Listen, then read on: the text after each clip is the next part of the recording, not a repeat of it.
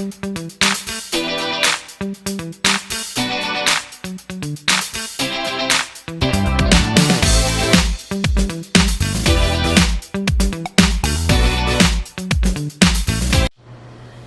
sangkay! Welcome back to my channel. Nandito na naman po tayo sa luto-lutuan ni Hazel You. Thank you nga pala sa patuloy na panonood sa aking mga uploads, mga luto-lutuan, travel vlogs, at food trips. Ngayong hapon, magluluto ako ng isang healthy soup. Kasi ang ulam namin ay pritong dalagang bukid. Ganoon naman tayo mga Pinoy, 'di ba? Kapag prito lang ang ulam natin, naghahanap talaga tayo ng sabaw. Okay, sige mga sangkay, sana mag-enjoy kayo sa panonood.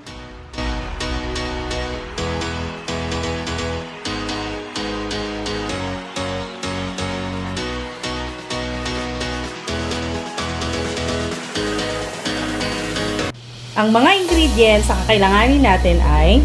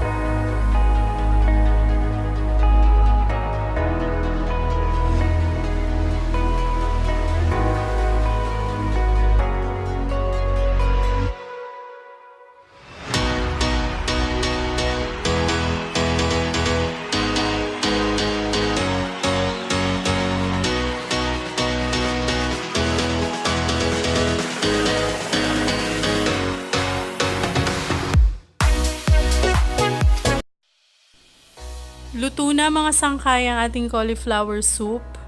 Ngayon naman, ito yung pinakahihintay niya sa lahat. Ang pabongga time ni Hazel Yu. Natin sa ibabaw. 'Di ba? Alam kong hinihintay niyo yung mga pabongga-bongga ko dyan, mga sangkay. Assuming. Yan, 'di ba?